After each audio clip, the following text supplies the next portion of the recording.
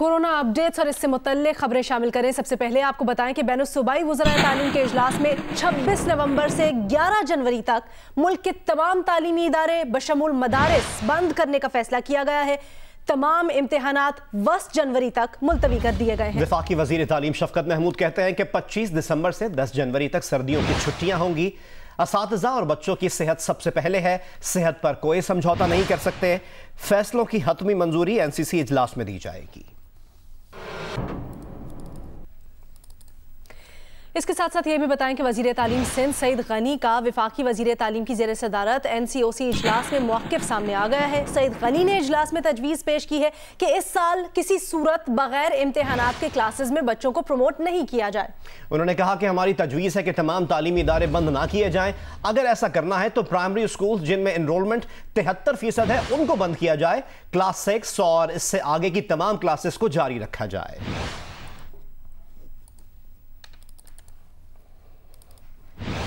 और एक और अपडेट आपसे शेयर करें जो है सूबा पंजाब से मुताल्लिक। हुकूमत पंजाब ने दुकानें शाम 6 बजे बंद करने का फैसला कर लिया। ज़राए का कहना है कि कोरोना के SOPs पर अमल ना होने की वजह से यह फैसला किया गया है। ज़राए के मुताबिक लाहौर चेंबर ने हुकूमती फैसले की मुखालफत की है। 6 बजे से मार्केट्स में रश बढ़ेगा और वक्त कम ना किया जाए, ये उनका मौक़िफ़ है। मियां तारिक मिसबा कहते हैं कि ताजिर SOPs पर 100% अमल करेंगे।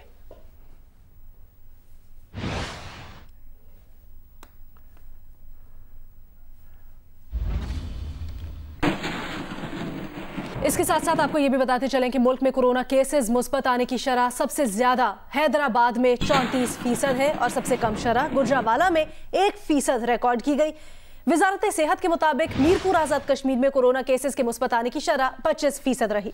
पेशावर और मुजफ्फराबाद में 17%, कराची में 12%, इस्लामाबाद और कोयटा 5% और लाहौर में 3% से ज्यादा शरह रिकॉर्ड की गई है।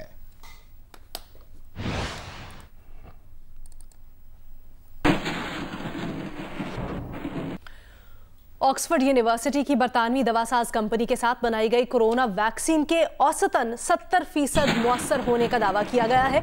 ऑक्सफोर्ड वैक्सीन की एक डोज की कीमत $4 होगी, यानी ये अमरीकी कंपनीज की तैयार करदा वैक्सीन से कम कीमत में होगी। बरतानिया की फार्मास्यूटिकल कंपनी एस्ट्राजेनेका और ऑक्सफोर्ड यूनिवर्सिटी का कहना है कि इनकी मुश्तरका तैयार की गई जो वैक्सीन है उसने आजमाइशों में औसतन 70% की इफादियत जाहिर की है। एस्ट्राजेनेका के चीफ एग्जीक्यूटिव का अपने बयान में कहना है कि वैक्सीन की इफादियत और हिफाजत से इस बात की तस्दीक होती है कि ये कोविड-19 के खिलाफ इंतहाई मौसर साबित होगी और इससे अवामी सेहत की इमरजेंसी की सूरत हाल पर फौरी असर पड़ेगा।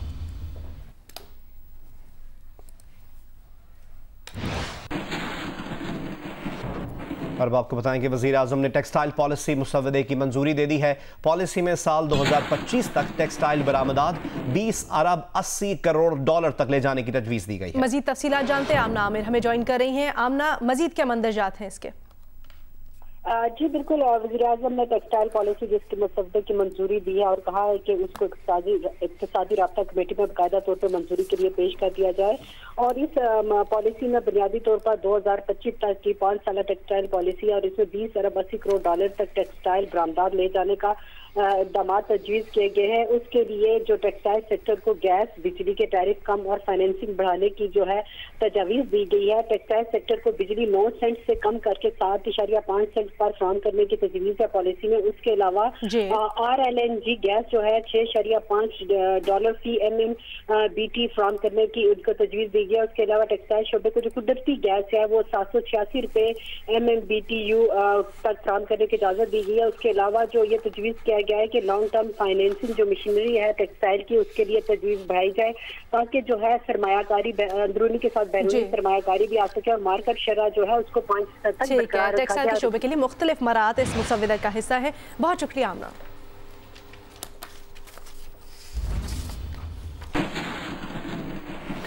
स्टेट बैंक ऑफ पाकिस्तान ने आइंदा 2 माह के लिए नई मॉनेटरी पॉलिसी का ऐलान कर दिया है। नई मॉनेटरी पॉलिसी में शरह सूद 7% पर बरकरार रखी गई है। तफसीलात जानते हैं नुमाइंदा जियो न्यूज़ रियाज एनडी से। रियाज, अपडेट कीजिएगा। जो मार्केट एक्सपेक्ट कर रही थी कि शरह सूद को 7% पे बरकरार रखा जाएगा, तो यही फैसला स्टेट बैंक ऑफ पाकिस्तान ने आज किया है और अपने फैसले की तफसीलात बताते हुए कहा है कि जो सितंबर इजलास के बाद जो जो रिकवरी है इकोनॉमी के अंदर वो नजर आ रही है और मोमेंटम ले रही है मईशत, और ऐसा लगता है कि जो 2% की ग्रोथ टारगेट उस साल अचीव कर लेंगे। इन्फ्लेशन का जो टारगेट इन्होंने दिया है वो 7 से 9% है। एंड जो फैसले की मजीद तफसीलात है वो यही है कि जो एक्सपेक्टेशन थी उसके मुताबिक मार्केट आगे चल रही है और इस मोमेंटम को फर्दर कंटिन्यू करने की बात की गई है। और फैसले के बाद हम मार्केट में भी इसका असर देख रहे हैं कि 700 पॉइंट स्टॉक मार्केट एक्सपेक्टेशन यही थी कि 7% पर बरकरार रखा जाएगा और वही किया गया है। बहुत शुक्रिया रियाज।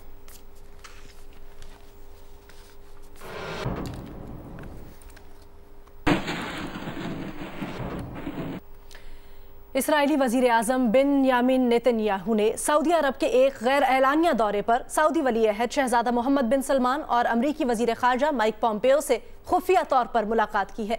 अमरीकी अखबार के मुताबिक नेतन्याहू इसराइल की इंटेलिजेंस एजेंसी के सरबराह के हमरा थे। दूसरी जानिब इसराइली हुकूमत के तर्जुमान ने मुलाकात पर कोई तबसरा करने से इनकार किया, जबकि सऊदी हुकूमत की तरफ से भी फौरी तौर पर कोई तबसरा नहीं किया गया। अमरीकी वजीर खारजा और ट्रंप इंतजामिया गुज़श्ता कई अरसे से अरब ममालिक के इसराइल के साथ ताल्लुकात को मामूल पर लाने के लिए कोशा है। हाल ही में अमरीका की सालिसी की बदौलत मुत्तहिदा अरब अमारात और इसराइल के दरमियान ताल्लुकात बहाल हुए।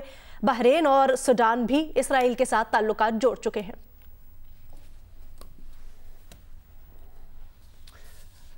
वफाकी वजीर मजहबी उमूर नूरुल हक कादरी इस वक्त पेशावर में मीडिया से बात कर रहे हैं।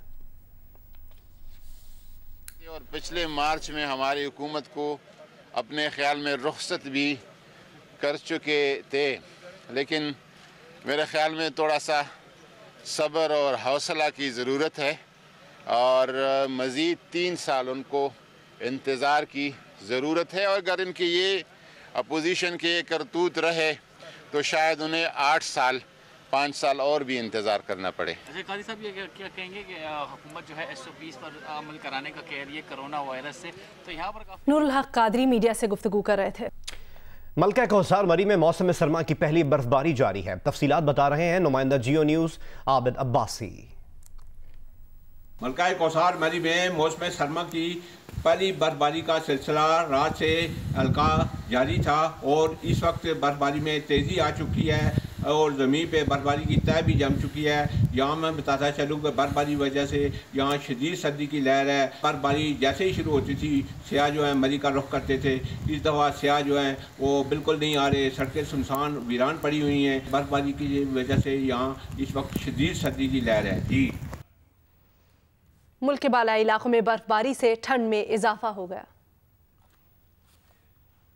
मुल्क के पहाड़ी इलाकों में कड़ाके की सर्दी का राज। दरख्त, पत्ते, घर, रास्ते बर्फ से ढक गए। मैदानी इलाकों में बारिश से ठंड और भी बढ़ गई। मलका कौसार मरी में सफेद मोतियों की बरसात, जगह जगह बर्फ के ढेर लगने से मामूलाते जिंदगी दरहम बरहम। सवात, बड़खेला, दीरबाला में वक्फे वक्फे से बारिश और कलाम समेत बालाई इलाकों में बर्फ पड़ने से हर तरफ बर्फ ही बर्फ हो गई। आजाद कश्मीर में मुजफ्फराबाद समेत कई इलाकों में बारिश से जन्नत नजीर वादियों के हुस्न को 4 चांद लग गए। नीलम आजाद कश्मीर में 8 मकाम, केल, शारदा में बर्फबारी ने हर मंजर को दिलकश बना दिया। गिलगित बल्तिस्तान में वादी हुंज़ और नगर में मौसम सरमा की पहली बर्फबारी ने सर्दी की शिद्दत और भी बढ़ा दी। स्कर्दू शहर में मौसम अबरालूद है। बालाई इलाकों में वक्फे वक्फे से बर्फबारी के बायस निजाम जिंदगी मफलूज हो गया है। द्यामिर के बलाई इलाकों में बाबूसर टॉप, नांगा पर्वत, बटोगा टॉप समेत दीगर पहाड़ी इलाकों में बर्फबारी वक्फे वक्फे से जारी है। अस्तोर में बर्फबारी के बायस बालाई इलाकों की राब्ता सड़कें बंद हो गई हैं।